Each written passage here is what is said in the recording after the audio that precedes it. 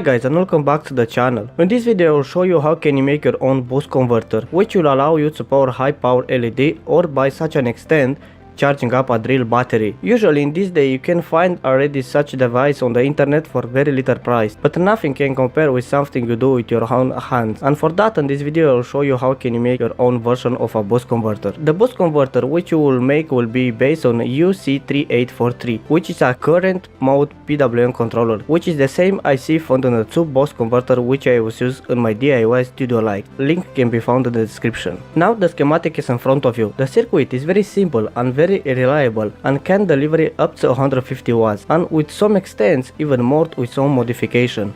Let's consider the principle of the circuit operation. This is a simple voltage regulator with short circuit protection, so call it booster.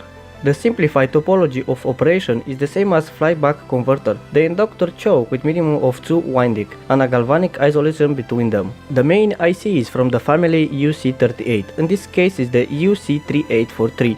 In general, the input or the output is quite wide. By rotating the trimmer will be easy to get other voltage at output, so like that the circuit can be used to charge anything. The pin 6 will be responsible to provide the signal to our gate of our transistor. When the transistor is open, the inductor starts building up the magnetic field, and after when the transistor is closed, the inductor will pump out the energy stored into the capacitor bank we have at the output. The phenomenon is called self-induction and it is a characteristic which mostly all the inductors have it. The voltage of self-induction can be slightly higher, even 10 or 20 times, depending on the type of the inductor being used. After a half-wave rectifier made of 2 discrete diodes can be added before the output, for burst of self-induction for straightening up the current being stored in the capacitor at the output. The shunt, which is a 1 ohm resistor, is being used for providing feedback to the pin 2 of our UC3843. I choose a SMD version of it due to the lack of the space, but you can choose any with at least 2 watts capability. Now let's start with the building process by grabbing all the required components and start soldering them to a prototyping board, often called Vero board. First step will be to add our IC socket in the place and solder it.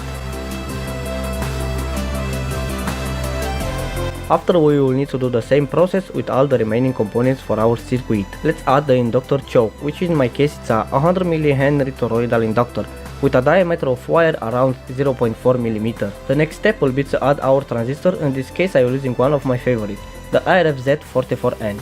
And also don't forget to add a small heatsink to the transistor to keep it cool. And after all the required components has been soldered, we can power the board using a power supply, or in my case using my battery pack which I was having made a while ago.